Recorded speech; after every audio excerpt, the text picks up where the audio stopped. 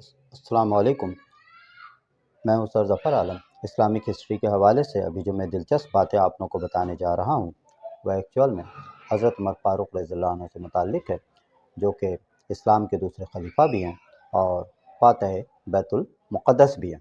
اسلام کے دوسرے خلیفہ حضرت عمر فاروق رضی اللہ عنہ نے تقریباً 10 سال حکومت کی۔ ان کے دور خلافت میں اسلام پوری دنیا میں تیزی سے پھیلنے لگا اور مشرق و مغرب، شمال و جنوب، چاروں اطراف اسلامی فتوحات کا نیا دور شروع ہو گیا۔ ان کے دور میں دو عظیم طاقتیں قیصر و کسریٰ تھیں۔ کسریٰ ایران کو کہا جاتا ہے۔ جنگ قادسیہ کے فیصلہ کن مارکے میں نہ صرف ایران بلکہ اسلام ہمارے ملک کے صوبہ بلوچستان میں مکران کے ساحل تک پہنچ گیا اور لوگ جوق در جوق مسلمان ہونے لگے اور ان تمام علاقوں میں اسلامی پرچم لہرانے لگا۔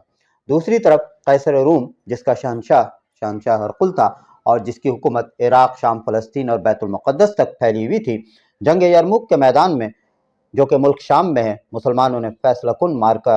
مسلمانوں کے ساتھ ان کا ایک فیصلہ کن مارکہ ہوا اور اس طرح مسلمانوں نے اس فیصلہ کن مارکے میں رومن آرمی کو شکست دی اور اس طرح اسلامی پرچم عراق، شام اور فلسطین ان تمام جگہوں پر لہرانے لگا۔ جب اسلامی فوجیں بیت المقدس کی طرف بڑھیں تو وہاں کے راہبوں اور عیسائیوں نے یہ کہا کہ ہم لوگ خلیفۃ المسلمین حضرت عمر فاروق رضی اللہ عنہ سے ملنا چاہتے ہیں۔ بالآخر حضرت عمر فاروق رضی اللہ عنہ اپنے غلام کے ساتھ بیت المقدس کی طرف روانہ ہوتے ہیں۔ چونکہ سفر طویل تھا، لہٰذا حضرت عمر فاروق رضی اللہ عنہ نے غلام سے کہا کہ ایک منزل تک تم اونٹ پر سوار رہو گے اور میں اونٹ کی نکیل پکڑ کر آگے جا رہا ہوں گا، اور اس کے بعد میں اونٹ پر بیٹھوں گا اور تم اونٹ کی نکیل پکڑ کر چلو گے۔ اس طرح معاہدے کے تحت یہ لوگ بیت المقدس کی طرف جا رہے تھے۔ تو جب آخری منزل آئی تو معاہدے کے تحت غلام کو اونٹ پر بیٹھنا تھا اور خلیفۃ المسلمین حضرت عمر فاروق رضی اللہ عنہ انہیں اونٹ کی نکیل پکڑ کر آگے چلنا تھا۔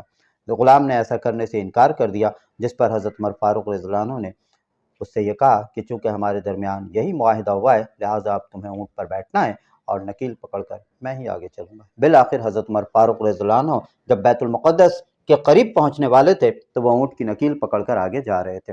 جب عیسائی راہبوں اور وہاں کے جو عیسائی جرنیل تھے وہ سب قلعے کے اوپر کھڑے ہو کر یہ تمام منظر دیکھ رہے تھے اور یہ دیکھ کر حیران تھے کہ اونٹ کے اوپر جو شخص سوار ہے وہ تو روب دبدبے والا نہیں لگ رہا ہے، لیکن جو شخص نکیل پکڑ کر آگے آ رہا ہے اس کی چہرے مہرے میں اور اس کی شان میں ایک ایسی روب اور دبدبا ہے کہ یقیناً یہی خلیفۃ المسلمین ہوں گے۔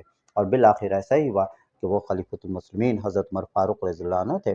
بالآخر ان کے سامنے یہ معاہدہ ہوا اور ان تمام عیسائیوں نے بیت المقدس بغیر لڑے مسلمانوں کے ہینڈ اوور کر دیا اور اس طرح اسلامی پرچم بیت المقدس پر لہرانے لگا۔ حضرت عمر فاروق رضی اللہ عنہ کے سیرت اور کردار پر اگر ہم لوگ غور کریں تو حضرت عمر فاروق رضی اللہ عنہ نے تو بہت سارے کارنامے ہیں۔ سب سے اہم کارنامہ یہ ہے کہ ان کے دور میں اسلام پوری دنیا میں تیزی سے پھیلنے لگا۔ دوسرا اہم کارنامہ یہ ہے کہ انہوں نے سن ہجری کی ابتدا کی، اور تیسرا اہم کارنامہ یہ ہے کہ یہ طبیعت کے لحاظ سے تھوڑے سے سخت گیر تھے، لہٰذا ان کے دور حکومت میں کسی قسم کا کوئی اندرونی اور بیرونی خلفشار نہیں ہوا اور لوگ بہت ہی امن و خوشحالی کے ساتھ زندگی بسر کرنے لگے۔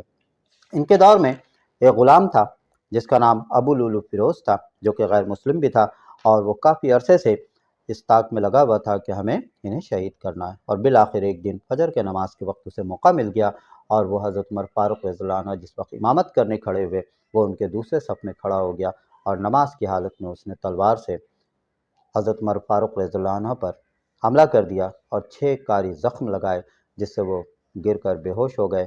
ان کی جگہ حضرت عبد الرحمن بن عوف رضی اللہ عنہ نے امامت کے فرائض سر انجام دیے۔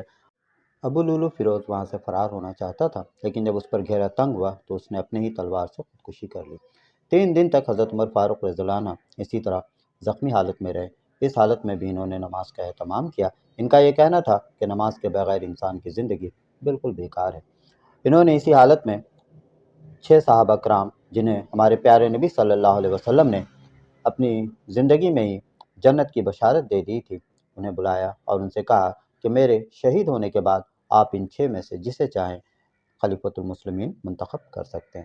بالآخر 3 دن کے بعد یکم محرم سن 24 ہجری کو حضرت عمر فاروق رضی اللہ عنہ کی شہادت کا واقعہ رونما ہوا اور انہیں ان کی وصیت کے مطابق ہمارے پیارے نبی صلی اللہ علیہ وآلہ وسلم کے بائیں پہلو میں دفن کیا گیا۔